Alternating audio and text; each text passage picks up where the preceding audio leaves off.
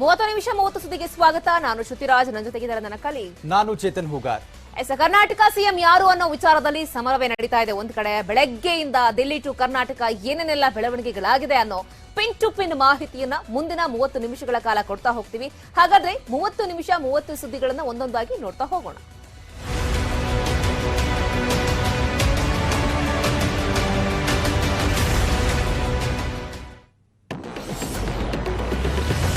ಕಾಂಗ್ರೆಸ್ನೊಳಗಿನ ಕುರ್ಚಿ ಕಿತ್ತಾಟ ಇನ್ನೂ ಕೂಡ ಬಗೆಹರಿತಾ ಇಲ್ಲ. ನೀ ಕೊಡೆ ನಾ ಬಿಡೆ ಎಂಬಂತೆ ಸಿದ್ದರಾಮಯ್ಯ ಹಾಗೆ ಡಿಕೆ ಶಿವಕುಮಾರ್ ಪಟ್ಟಕ್ಕಾಗಿ ಪಟ್ಟು ಹಿಡಿದಿದ್ದಾರೆ. ಖರ್ಗೆ ರಾಹುಲ್ ಸಭೆ ಮೇಲೆ ಸಭೆ ನಡೆಸಿದ್ರು ಕೂಡ ಅಂತಿಮ ಆಗ್ತಾ ಇಲ್ಲ. ಸಿಎಂ ಪಟ್ಟ ನನಗೇ ಬೇಕು ಅಂತ ಉಭಯ ನಾಯಕರು ಕೂಡ ಪಟ್ಟು ಹಿಡಿದಿದ್ದಾರೆ. ಖರ್ಗೆ ಇಬ್ಬರನ್ನೂ ಕರೆಸಿ ಮಾತನಾಡಿದ್ರು ಯಾರು ಕೂಡ ಒಪ್ಕೊಳ್ತಿಲ್ಲ. ರಾಹುಲ್ ಗಾಂಧಿ ಇಬ್ಬರನ್ನ ಕರೆಸಿ ಮನವರಿಕೆ ಮಾಡಿದ್ರೂ ಕೂಡ ಜಗ್ತಿಲ್ಲ. ಹೀಗಾಗಿ ಸಿಎಂ ಆಯ್ಕೆ ಕಾಂಗ್ರೆಸ್ ಹೈಕಮಾಂಡ್ಗೆ ಇದೀಗ ದೊಡ್ಡ ತಲೆನೋವಾಗಿದೆ. ಚರ್ಚೆ ಮಾಡಬೇಕು ಅಂತ ಹೇಳ್ತಾರೆ. ನಮ್ಗೆ ಸಂಪೂರ್ಣ ಮಾಹಿತಿ ಇಲ್ಲ. ಅಲ್ಲಿ ವಾತಾವರಣ ನೋಡಿದ್ರೆ ಇನ್ನೂ ಚರ್ಚೆ ಆಗ್ಬೋದು.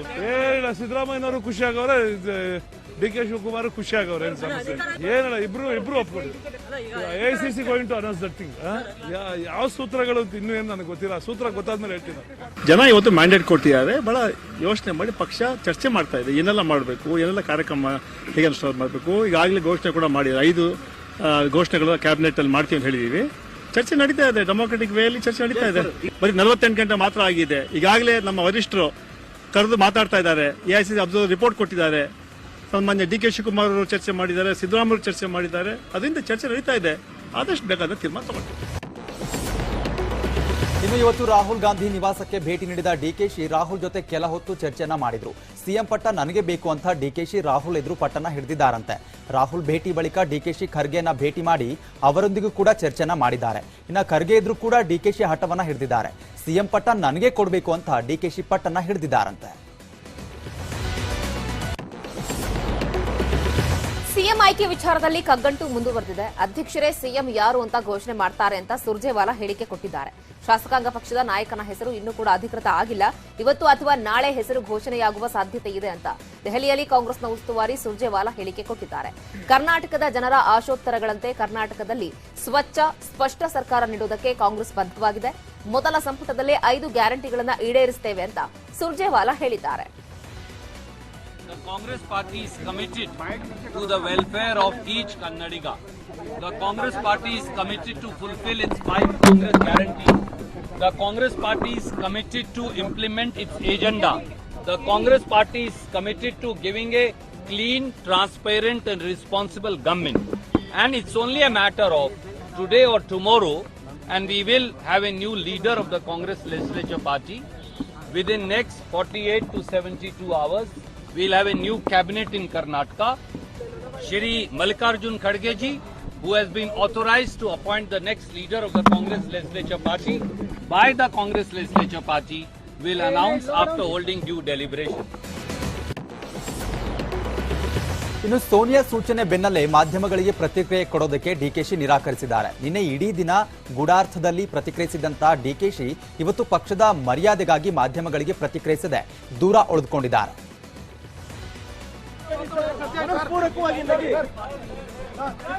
ಡಿಕೆ ಶಿವಕುಮಾರ್ ಮನಸ್ಪೂರ್ವಕವಾಗಿ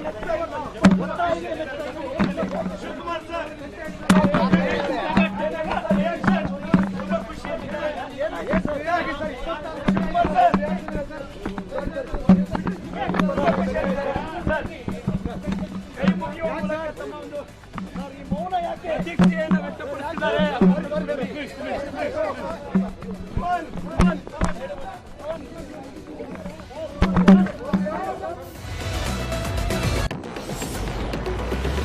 ಸಿದ್ದು ಡಿಕೆಶಿ ಗುದ್ದಾಟದಿಂದ ಖರ್ಗೆಗೆ ಟೆನ್ಷನ್ ಶುರುವಾಗಿದೆ. ಎಐಸಿಸಿ ಅಧ್ಯಕ್ಷರಾಗಿರೋದ್ರಿಂದ ಸಿಎಂ ಬಗ್ಗೆ ಖರ್ಗೆ ನಿರ್ಧಾರ ಮಾಡಬೇಕು. ಸಿಎಂ ಯಾರಂತ ನೀವೇ ಆಯ್ಕೆ ಮಾಡಿ ಅಂತ ರಾಹುಲ್ ಗಾಂಧಿ ಖರ್ಗೆಗೆ ಸಂದೇಶ ರವಾನಿಸಿದ್ದಾರೆ. ನಿಮ್ಮ ರಾಜ್ಯಕ್ಕೆ ಯಾರು ಸಿಎಂ ಆಗಬೇಕು ಅಂತ ನೀವೇ ತೀರ್ಮಾನಿಸಬೇಕು ಅಂತ ರಾಹುಲ್ ಗಾಂಧಿ ಸಂದೇಶ ಕೊಟ್ಟಿದ್ದಾರೆ. ನೂತನ ಸರ್ಕಾರದ ಸಾರಥಿಗಳಾದ ಸಿದ್ದರಾಮಯ್ಯ ಡಿಕೆಶಿಗೆ ಸೋನಿಯಾ ಸಲಹೆಯನ್ನ ಕೊಟ್ಟಿದ್ದಾರೆ. ಬಹಿರಂಗ ಕಿತ್ತಾಟ ಬೇಡ, ಪಕ್ಷಕ್ಕೆ ಡ್ಯಾಮೇಜ್ ಆಗುವಂತಹ ಹೇಳಿಕೆ ಬೇಡ, ಗುಂಪುಗಾರಿಕೆ ಘರ್ಷಣೆ ಆಗದಂತೆ ನೋಡ್ಕೊಳ್ಳಿ, ಇಬ್ರು ಸಮನ್ವಯತೆಯಿಂದ ಸರ್ಕಾರ ನಡೆಸಿ, ನಿಮ್ಮ ವರ್ತನೆ ವಿಪಕ್ಷಗಳಿಗೆ ಆಹಾರವಾಗದಿರಲಿ ಅಂತ ಸೋನಿಯಾ ಸಮನ್ವಯದ ಪಾಠವನ್ನ ಮಾಡಿದ್ದಾರೆ.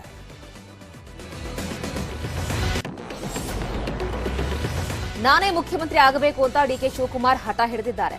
ಸಿಎಂ ಸ್ಥಾನದ ಬಗ್ಗೆ ಸೋನಿಯಾ ಮೇಡಂ ನಿರ್ಧರಿಸುತ್ತಾರೆ ಅಂತ ದಿಲ್ಲಿಯಲ್ಲೇ ಡಿಕೆ ಶಿವಕುಮಾರ್ ಹೇಳಿದ್ದಾರೆ. ಜೊತೆಗೆ ಕೆಪಿಸಿಸಿ ಅಧ್ಯಕ್ಷರೇ ಸಿಎಂ ಆಗ್ತಾರೆ ಅಂತ ಡಿಕೆಶಿ ಪಟ್ಟು ಹಿಡಿದಿದ್ದಾರೆ. ಪಕ್ಷ ಸಂಘಟನೆ ಗೆಲುವಿಗೆ ಶ್ರಮ ಹಾಕಿದ್ದೇನೆ, ಹೀಗಾಗಿ ನನ್ನನ್ನೇ ಸಿಎಂ ಮಾಡಿ ಅಥವಾ ನೀವೇ ಸಿಎಂ ಆಗಿ ಅಂತ ಡಿಕೆ ಶಿವಕುಮಾರ್ ಖರ್ಗೆಗೆ ಆಫರ್ ಕೊಟ್ಟಿದ್ದಾರೆ.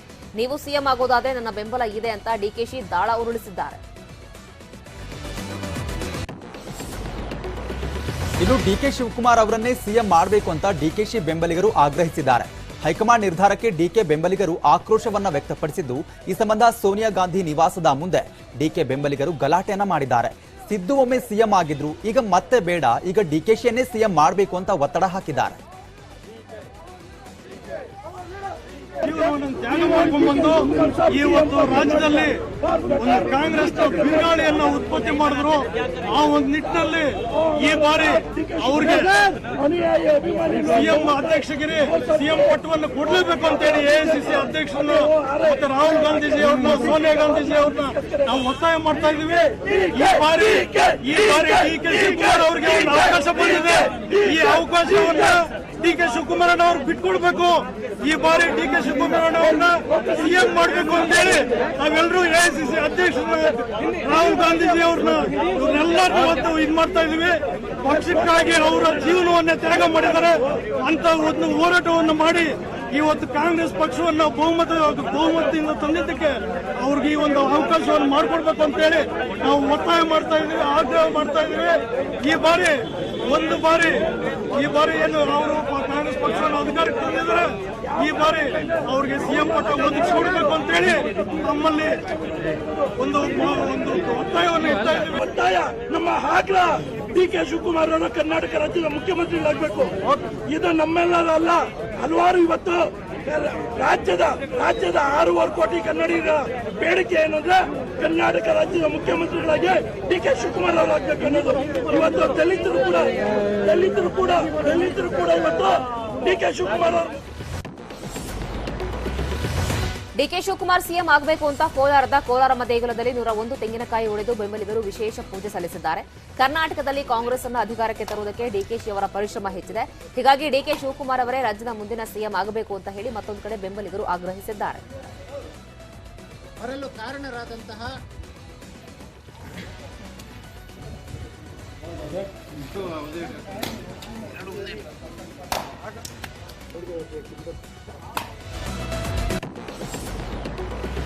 ಸಿಎಂ ಗದ್ದುಗೆಗೆ ಹಗ್ಗ ಜಗ್ಗಾಟ ಮುಂದುವರೆದಿದೆ. ಮೈಸೂರಿನಲ್ಲಿ ಸಿದ್ದು ಪರ ಪ್ರಾರ್ಥನೆ ಮುಂದುವರೆದಿದ್ದು, ನಂಜನಗೂಡು ಶ್ರೀಕಂಠೇಶ್ವರನ ಸನ್ನಿಧಿಯಲ್ಲಿ ಸಿದ್ದು ಸಿಎಂ ಆಗುವಂತೆ ವಿಶೇಷ ಪೂಜೆಯನ್ನು ನಡೆಸಿದ್ದಾರೆ. ಇನ್ನು ಸಿದ್ದರಾಮಯ್ಯ ಅಭಿಮಾನಿಗಳು ದಕ್ಷಿಣ ಕಾಶಿ ನಂಜನಗೂಡು ದೇವಸ್ಥಾನದ ಮುಂಭಾಗ 101 ತೆಂಗಿನಕಾಯಿ ಈಡ್ಗಾಯಿ ಸೇವೆಯನ್ನು ಸಲ್ಲಿಸುವ ಮೂಲಕ ವಿಶೇಷ ಪೂಜೆಯನ್ನು ಸಲ್ಲಿಸಿದ್ದಾರೆ.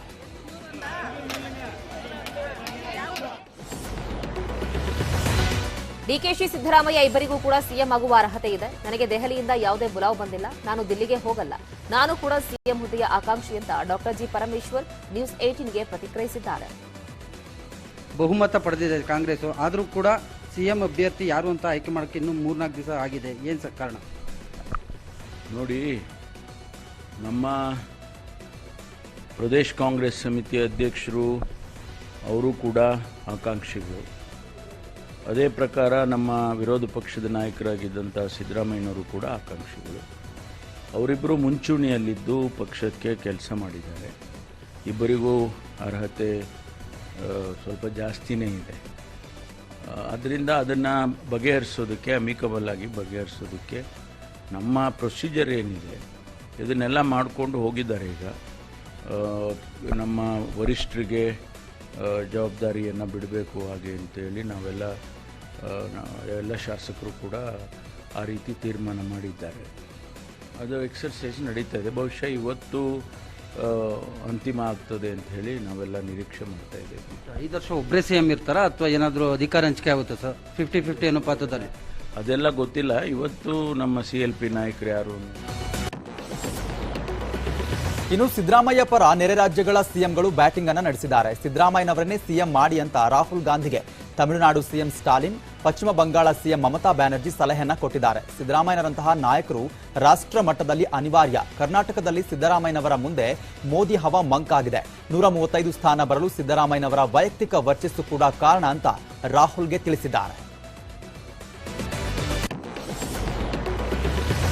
ದಲಿತರಿಗೆ ಸಿಎಂ ಸ್ಥಾನ ನೀಡುವಂತೆ ಹರಳಯ್ಯ ಶ್ರೀ ಆಗ್ರಹಿಸಿದ್ದಾರೆ. ಡಾಕ್ಟರ್ ಜಿ ಪರಮೇಶ್ವರ್, ಕೆಎಚ್ ಮುನಿಯಪ್ಪ, ಆರ್ಬಿ ತಿಮ್ಮಾಪುರ ಪೈಕಿ ಒಬ್ಬರಿಗೆ ಸಿಎಂ ಸ್ಥಾನ ನೀಡುವಂತೆ ಶ್ರೀಗಳು ಆಗ್ರಹಿಸಿದ್ದಾರೆ.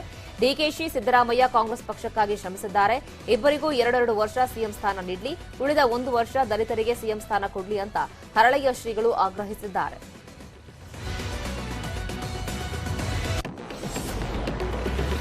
ಸಿದ್ದರಾಮಯ್ಯ ಬೆಂಬಲಿಗರು ಕೋಲಾರದ ಕೋಲಾರಮ್ಮ ದೇಗುಲದಲ್ಲಿ ತೆಂಗಿನಕಾಯಿ ಒಡೆದು ಹರಕೆಯನ್ನ ತೀರಿಸಿದ್ದಾರೆ. ಕೋಲಾರ ನಗರದ ಕೋಲಾರಮ್ಮ ದೇಗುಲ ಎದುರು 101 ತೆಂಗಿನಕಾಯಿ ಒಡೆದು ಸಂಭ್ರಮಿಸಿದ್ದಾರೆ. ಈ ಬಾರಿ ಸಿದ್ದರಾಮಯ್ಯನವರೇ ಸಿಎಂ ಆಗಬೇಕು ಅಂತ ಆಗ್ರಹಿಸಿದ್ದಾರೆ.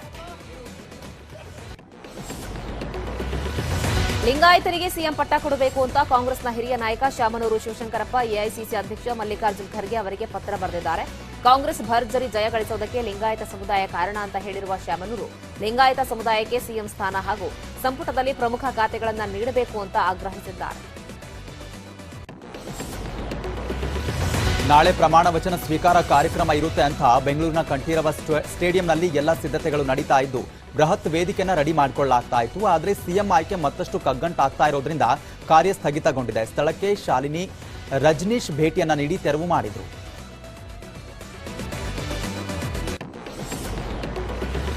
ಮುಂಜಾಗ್ರತೆಯಾಗಿ ಬೆಂಗಳೂರಿನ ಸಿದ್ದರಾಮಯ್ಯನವರ ನಿವಾಸಕ್ಕೆ ಹೆಚ್ಚಿನ ಭದ್ರತೆಯನ್ನು ಒದಗಿಸಲಾಗಿದೆ. ಸಿದ್ದರಾಮಯ್ಯನವರ ಮನೆ ಮುಂದೆ 70ಕ್ಕೂ ಹೆಚ್ಚು ಪೊಲೀಸರ ನಿಯೋಜನೆಯನ್ನ ಮಾಡಲಾಗಿದೆ. ಸಿದ್ದು ಸಿಎಂ ಆಗಲಿದ್ದಾರೆ ಅನ್ನೋ ಹಿನ್ನೆಲೆಯಲ್ಲಿ ಸಿದ್ದರಾಮಯ್ಯ ನಿವಾಸದ ಮುಂದೆ ಫ್ಯಾನ್ಸ್ ಜೈಕಾರ ಹಾಕಿದ್ದಾರೆ.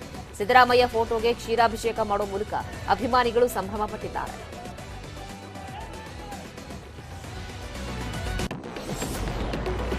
ತುಮಕೂರಲ್ಲಿ ಸಿದ್ದು ಬೆಂಬಲಿಗರು ಪಟಾಕಿ ಸಿಡಿಸಿ ಸಂಭ್ರಮಾಚರಣೆ ಮಾಡಿದ್ರು. ಸಿದ್ದು ಸಿಎಂ ಆಗ್ತಾರೆ ಅಂತ ಮುಸ್ಲಿಂ ಸಮುದಾಯದವರು ಪಟಾಕಿಯನ್ನ ಸಿಡಿಸಿ ಸಂಭ್ರಮಿಸಿದ್ದಾರೆ. ಇನ್ನು ದರ್ಗಾದಲ್ಲಿನ ಘೋರಿಗೆ ಹಸಿರು ವಸ್ತ್ರವನ್ನ ಹೊದಿಸಿ ಸಂಭ್ರಮಾಚರಣೆಯನ್ನ ಮಾಡಿದ್ದಾರೆ.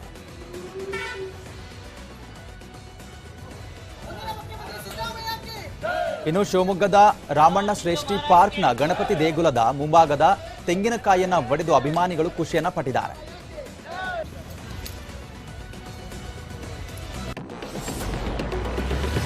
ಸಿದ್ದರಾಮಯ್ಯ ಹುಟ್ಟೂರು ಸಿದ್ದರಾಮನ ಹುಂಡಿಯಲ್ಲಿ ಸಂತಸ ಮನೆ ಮಾಡಿದೆ. ಆಪ್ತರು ಸ್ನೇಹಿತರೆಲ್ಲ ಸಿಹಿ ಹಂಚಿ ಸಂಭ್ರಮಿಸುತ್ತಿದ್ದಾರೆ. ಊರಲ್ಲಿ ಜನ ಸಖತ್ ಡ್ಯಾನ್ಸ್ ಮಾಡಿದ್ದಾರೆ. ಸಿದ್ದರಾಮಯ್ಯ ಸಿಎಂ ಆಗಲಿ ಅಂತ ಜೈಕಾರ ಕೂಗಿದ್ದಾರೆ.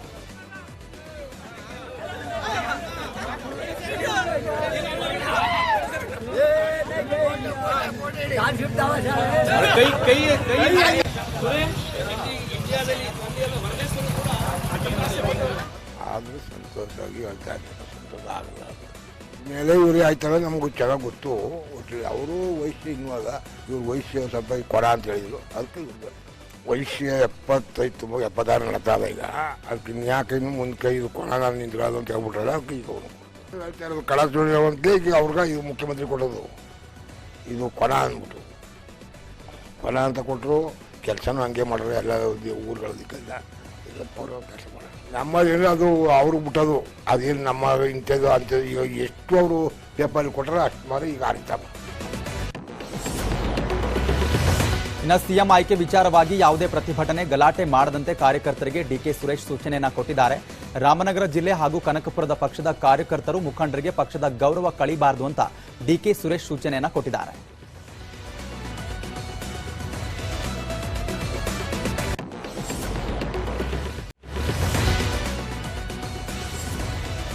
ಡಿಕೆಶಿ ಪಟ್ಟಕ್ಕಾಗಿ ಪಟ್ಟಣ ಹಿಡಿದಿದ್ದಾರೆ. ಇನ್ನು ಎಐಸಿಸಿ ಅಧ್ಯಕ್ಷ ಮಲ್ಲಿಕಾರ್ಜುನ್ ಖರ್ಗೆ ಅವರನ್ನ ಭೇಟಿ ಮಾಡಿದ ನಂತರ ಕೆಪಿಸಿಸಿ ಅಧ್ಯಕ್ಷ ಡಿಕೆ ಶಿವಕುಮಾರ್ ಆಪ್ತ ಶಾಸಕರೊಂದಿಗೆ ಚರ್ಚೆನ ನಡೆಸಿದರು. ಸಂಸದ ಡಿಕೆ ಸುರೇಶ್ ಅವರ ದೆಹಲಿ ನಿವಾಸದ ಕಾವೇರಿಯಲ್ಲಿ ಶಾಸಕರ ಜೊತೆ ಸಮಾಲೋಚನೆಯನ್ನ ಮಾಡಿದ್ದಾರೆ. ಕೆಪಿಸಿಸಿ ಅಧ್ಯಕ್ಷ ಡಿಕೆ ಶಿವಕುಮಾರ್ ತವರು ಜಿಲ್ಲೆಯಲ್ಲಿ ಹೈ ಅಲರ್ಟ್ ಅನ್ನು ನಿಯೋಜನೆ ಮಾಡಲಾಗಿದೆ. ಜಿಲ್ಲೆಗೆ ಹೆಚ್ಚುವರಿ ಪೊಲೀಸ್ ತುಕಡಿಯನ್ನು ನಿಯೋಜನೆ ಮಾಡಲಾಗಿದ್ದು ಡಿಕೆಶಿಗೆ ಸಿಎಂ ಸ್ಥಾನ ಸಿಗದೇ ಇದ್ರೆ ಜಿಲ್ಲೆಯಾದ್ಯಂತ ಪ್ರತಿಭಟನೆ ನಡೆಯುವಂತಹ ಸಾಧ್ಯತೆ ಹಿನ್ನೆಲೆಯಲ್ಲಿ ಮುಂಜಾಗೃತಾ ಕ್ರಮವಾಗಿ ಪೊಲೀಸರನ್ನ ಅಲರ್ಟ್ ಮಾಡಲಾಗಿದೆ.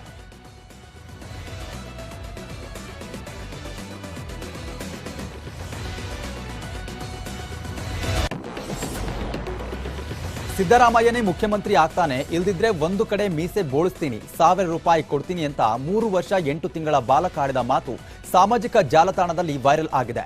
ಬಾಗಲಕೋಟೆ ಜಿಲ್ಲೆ ಜಮಖಂಡಿ ತಾಲೂಕಿನ ತೊದಲ ಬಾಗಿಯ ಮಾಳು ದಳವಾಯಿ ಎಂಬ ಡೊಳ್ಳು ಕಲಾವಿದನ ಮಗ ಆದಿತ್ಯ ಎಂಬ ಬಾಲಕ ಸಿದ್ದರಾಮಯ್ಯ ಬೂಟ್ ಕಟ್ಟ್ಯಾನ, ಅಕ್ಕಿ ಕೊಟ್ಟಾನ, ಹಾಲು ಕೊಟ್ಟಾನ, ಸಿದ್ದರಾಮಯ್ಯನ ಮುಖ್ಯಮಂತ್ರಿ ಆಗ್ತಾನ ಅಂತ ಮಾತನಾಡಿದಂತಹ ವಿಡಿಯೋ ಈಗ ಸಾಮಾಜಿಕ ಜಾಲತಾಣದಲ್ಲಿ ಸಖತ್ ವೈರಲ್ ಆಗಿದೆ. ಮುಖ್ಯಮಂತ್ರಿ ಯಾರಕ್ಕಾರಪ್ಪ? ಸಿದ್ದರಾಮಯ್ಯ. ಅವೇನಕ್ಕ ಸಿದ್ದರಾಮಯ್ಯ ಮುಖ್ಯಮಂತ್ರಿ? ಸಿದ್ದರಾಮಯ್ಯ ಆಗ್ಲಿಕ್ಕ 10 ಮೂಸು ಬೇಸ್ ನೀವು 10,000 ರೂಪಾಯಿ ಲೆಕ್ಕ ಕೊಡ್ತೀನಿ. ಆಲಿಲ್ಲ ಅಂದ್ರೆ 10 ಮೂಸಿನ ಬೋಲ್ತೀನಿ. ಯಾರ ಆಕಾರ ಮುಖ್ಯಮಂತ್ರಿ? ಒಟ್ಟು ಸಿದ್ದರಾಮಯ್ಯ ಅಂದ್ರೆ ಸಿದ್ದರಾಮಯ್ಯ ಆಗ್ಲಿಕ್ಕ 10 ಮೂಸಿನ ನೀಚಿನ ಬೋಲ್ತೀನ. ಮೀಸಿನ ಬೀಳ್ತಿ ಹಂಗ ರಗಡ ಆಸ್ತಿ ಇರ್ತೈತಿ. ಅವೇನ್ ಮಾಡ್ಯಾನಂತದ? ಸರಿಯ ಬೂಟ್ ಕೊಡ್ತಾನು, ಕತ್ತಿ ಕೊಡ್ತಾನು, ಚಪ್ಪಲ್ ಕೊಡ್ತಾನು, ಎಲ್ಲ ಕೊಡ್ತಾನು. ಮತ್ತೇನ್ ಮಾಡ್ತಾನವ? ಬಡವ್ರನ್ನ ಅದು ಎಲ್ಲ ನೋಡ್ತಾನ. ಮಾಜಿ ಸಿಎಂ ಸಿದ್ದರಾಮಯ್ಯಗೆ ಮತ್ತೆ ಸಿಎಂ ಸ್ಥಾನ ಸಿಗಲಿ ಅಂತ ಚಿತ್ರದುರ್ಗದಲ್ಲಿ ಅಭಿಮಾನಿಗಳು ಸಿಹಿ ಹಂಚಿ ಸಂಭ್ರಮಿಸಿದ್ದಾರೆ. ಸಿದ್ದರಾಮಯ್ಯ ಅಭಿಮಾನಿಗಳು ವನಕೆ ಓಬವ್ವ ವೃತ್ತದಲ್ಲಿ ಪಟಾಕಿಯನ್ನ ಸಿಡಿಸಿ ಸಂಭ್ರಮಿಸಿದ್ದಾರೆ.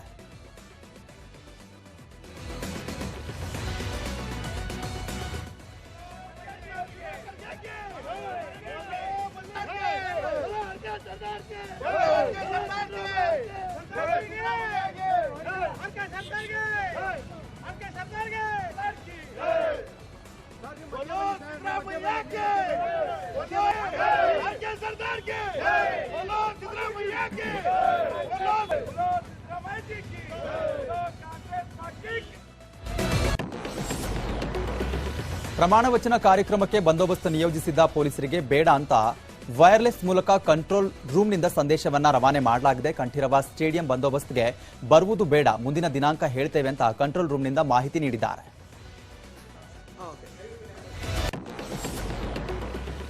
ಸಿದ್ದರಾಮಯ್ಯ ಸಿಎಂ ಆಗ್ತಾರೆ ಅಂತ ಹೇಳಿಕೆ ಕೊಟ್ಟ ಸಿದ್ದು ಆಪ್ತರಿಗೆ ನೋಟಿಸ್ ಅನ್ನ ಕೊಡೋದಕ್ಕೆ ರಣದೀಪ್ ಸುರ್ಜೇವಾಲಾ ಸೂಚನೆ ಕೊಟ್ಟಿದ್ದಾರೆ. ರಾಜ್ಯ ಕಾಂಗ್ರೆಸ್ ಮಹಿಳಾ ಅಧ್ಯಕ್ಷೆ ಪುಷ್ಪಾ ಅಮರ್ನಾಥ್ ಹಾಗೂ ರಾಮದುರ್ಗ ಶಾಸಕ ಅಶೋಕ್ ಪಠಣ್ ಅವರಿಗೆ ಕೆಪಿಸಿಸಿಯಿಂದ ನೋಟಿಸ್ ನೀಡೋದಕ್ಕೆ ಸೂಚನೆ ಕೊಟ್ಟಿದ್ದಾರೆ.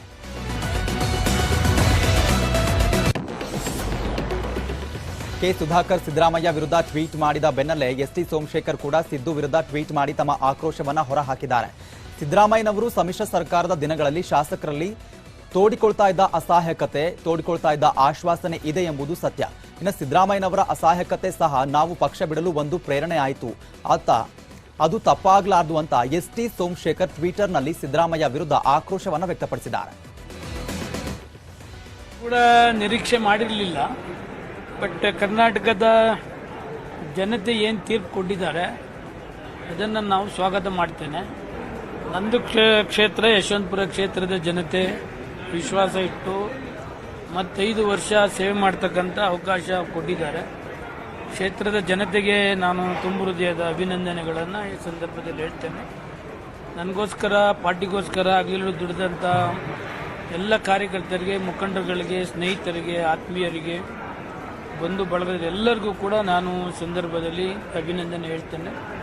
ಮತ್ತೈದು ವರ್ಷ ಕ್ಷೇತ್ರದ ಜನತೆಯ ಋಣವನ್ನು ತೀರಿಸ್ತಕ್ಕಂಥ ಕೆಲಸವನ್ನು ಮುಂದೈದು ವರ್ಷಗಳ ಕೂಡ ನಾನು ಪ್ರಾಮಾಣಿಕವಾಗಿ ಮಾಡ್ತೇನೆ. ಸತತವಾಗಿ ಕಾಂಗ್ರೆಸ್ನವರು ಸುಳ್ಳು ಅಪಪ್ರಚಾರನ ಮಾಡ್ಕೊಂಡು ಬಂದರು. ಪ್ರತಿಯೊಂದರಲ್ಲೂ ಕೂಡ ಅಪಪ್ರಚಾರ ಒಂದು ಬಿಟ್ಟರೆ ಬೇರೆ ಯಾವುದೂ ಕೂಡ ಮಾಡಲಿಲ್ಲ.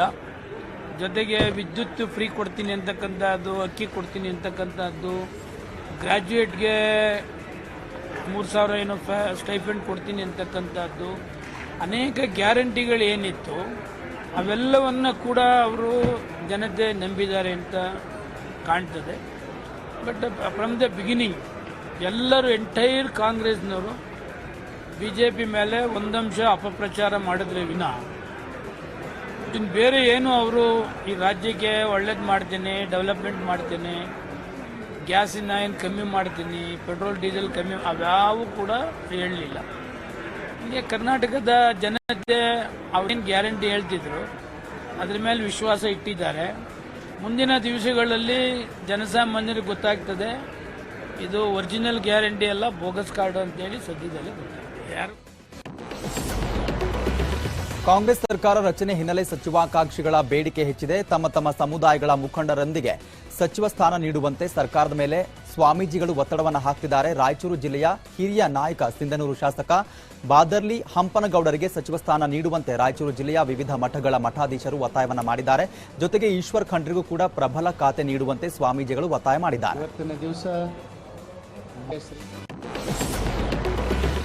ಚಿತ್ರದುರ್ಗ ಹಾಗೂ ಉಡುಪಿಯಲ್ಲಿ ವಿದ್ಯುತ್ ಬಿಲ್ ಕಟ್ಟೋದಿಲ್ಲ ಅಂತ ಗ್ರಾಹಕರು ಮೀಟರ್ ರೀಡರ್ಗಳ ಜೊತೆ ವಾಗ್ವಾದವನ್ನ ಮಾಡಿ ವಾಪಸ್ ಕಳಿಸಿದ್ರು. ಈಗ ಚಾಮರಾಜನಗರದಲ್ಲೂ ಕೂಡ ವಿದ್ಯುತ್ ಬಿಲ್ ಕಟ್ಟಲ್ಲ ಅಂತ ಗ್ರಾಹಕರು ಚೆಸ್ಕಾಂ ಸಿಬ್ಬಂದಿ ಜೊತೆ ವಾಗ್ವಾದವನ್ನ ಮಾಡಿದ್ದಾರೆ. ಇನ್ನು ಯಳಂದೂರು ತಾಲೂಕಿನ ಹೊನ್ನೂರಿನಲ್ಲಿ ಗ್ರಾಮದ ಜನ ವಿದ್ಯುತ್ ಬಿಲ್ ನೀಡದೆ ಮೀಟರ್ ರೀಡರ್ ಅನ್ನ ವಾಪಸ್ ಕಳಿಸಿದ್ದಾರೆ. ಕಾಂಗ್ರೆಸ್ ಸರ್ಕಾರ ಅಧಿಕಾರಕ್ಕೆ ಬಂದಿದೆ. ಚಾಮರಾಜನಗರ ಜಿಲ್ಲೆಯಿಂದ 3 ಕಾಂಗ್ರೆಸ್ ಶಾಸಕರನ್ನ ಆಯ್ಕೆ ಮಾಡಿದ್ದೇವೆ.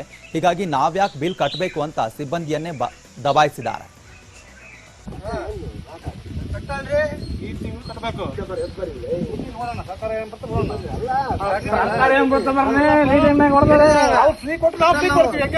ಕಟ್ಟಲ್ರಿ ಕರೆಂಟ್ ಕಟ್ಟಲ್ಲ ನಾವು ಕಟ್ಟಲ್ಲ ಅವ್ರು ಹೇಳಿದಾರೆ ಅದು ಆರ್ಡರ್ ಬರ್ಲಿ ಕೊಡ್ತೀವಿ. ಆರ್ಡರ್ ಅಲ್ಲ ಅವ್ರು ಬಂದ ತಕ್ಷಣ ಹೇಳಿದಾರೆ ನಾವು ಕಟ್ಟಲ್ಲ. ಏನು ಕಾಂಗ್ರೆಸ್ನವರು ಪ್ರತಿ ಮನೆಗೆ 200 ಯೂನಿಟ್ ಫ್ರೀ ಅಂತ ಹೇಳಿದ್ರು. 5 ಗ್ಯಾರಂಟಿಗಳನ್ನ ಕೊಟ್ಟಿದ್ರು. ಅದ್ರ ಒಂದರಲ್ಲಿ ಏನು ಹಳ್ಳಿಗಳಿಗೆ ಎಲ್ಲರಿಗೂ ಪ್ರತಿ ಮನೆಗೆ 200 ಯೂನಿಟ್ ಇದ್ದು ಹೇಳಿದ್ರು. ಅದರಂತೆ ಇನ್ನೂ ಆಗಿಲ್ಲ. ಆಗ್ಲೇ ಬಿಲ್ ಕೊಡಕ್ ಬಂದಿದ್ದಾರೆ. ಈಗ 100 ಗ್ರಾಮದಲ್ಲಿ ನಾವು ಬಿಲ್ ನ ತಡೀತಾ ಇದೀವಿ. ಚಾಮರಾಜ ಜಿಲ್ಲೆಯಲ್ಲಿ ನಾವು 3 ಜನ ಶಾಸಕರನ್ನ ಆರಿಸಿ ಕಳಿಸಿದೀವಿ.